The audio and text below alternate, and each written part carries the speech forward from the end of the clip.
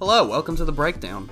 In case you didn't know, I spent the last 2 years studying visual effects, and I just wanted to film something silly for YouTube as I always have from time to time.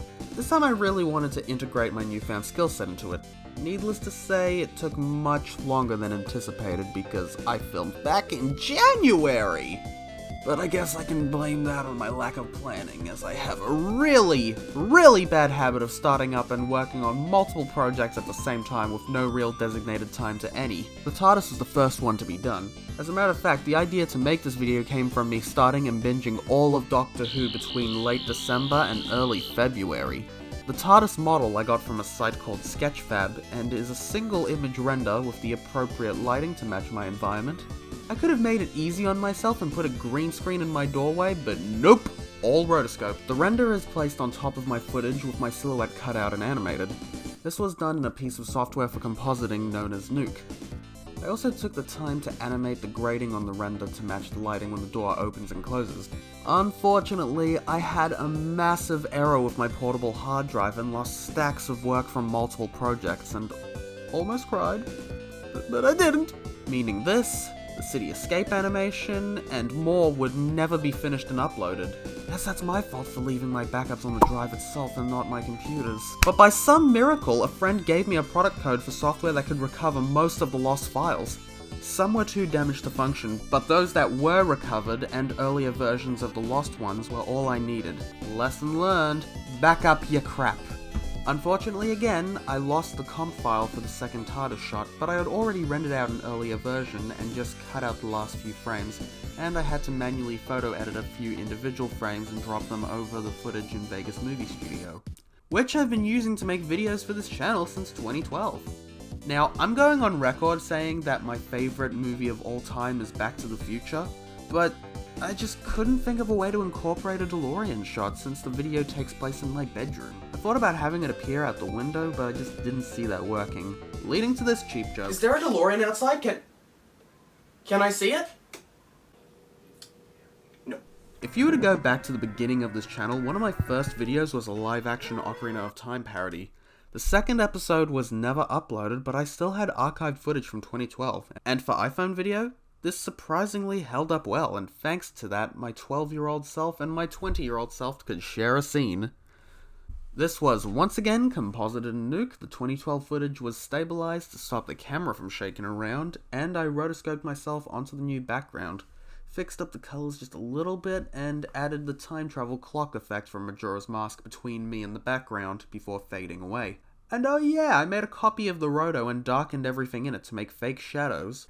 While in isolation, I didn't have full access to Nuke, so I had to use a 30-day trial, and thankfully, I got most of what I needed done before expiring. Now, this was the big one, and I knew from the start I wanted to have an endgame quantum suit in this, but wow, was this the most involved. The original footage is just me holding the gauntlet and standing up, as well as extra footage with nothing in the background.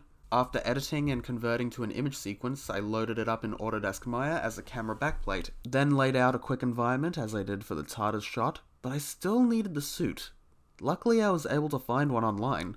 This quantum suit Ant-Man model comes from the mobile game Marvel Future Fight, which features a lot of Marvel characters in their MCU appearance, so with some minor modifications and rigging, it was ready to be animated.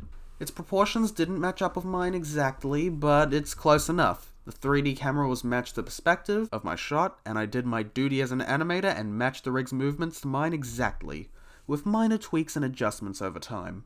As for the gauntlet I'm holding, it's in the footage, meaning the model would overlay it. So, once again, I was able to find a model online, and made sure that it was positioned accurately.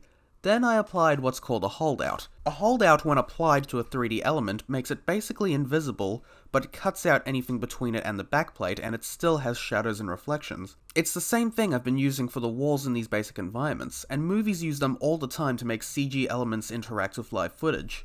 Once rendered, it was once again brought into Nuke. Visor was rendered as a separate pass, and of course, to nobody's surprise, more rotoscoping, cause without it, the helmet or head flipping back like that would just look really weird.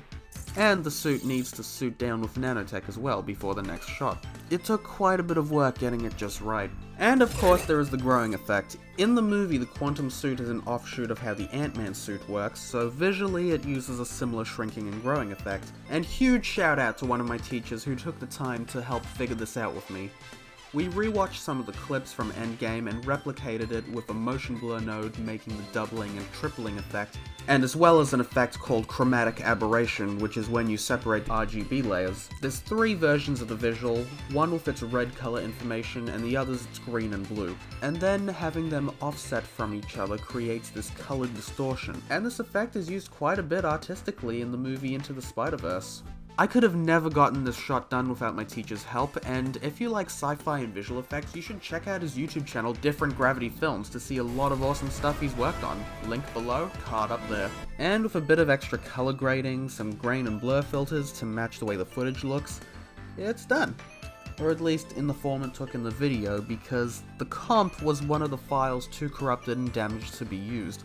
But I have an older version, so hopefully I'd like to continue working on this shot. You can see my shirt behind the suit, so it needs to be digitally painted out, which is an absolute pain to do. And the edges of the nano effect should be leaving an edge shadow on my clothes, so hopefully when I get the chance, who knows, I might even re-upload a revised version of this video. Who knows. Oh yeah, last but not least, I made a mistake while filming towards my desk. I turned my light on, making everything appear orange, and my nuke trial was gonzo. But what do you know, Vegas Movie Studio had the color correction tools necessary to fix this all along. Not perfect, but it makes all the difference.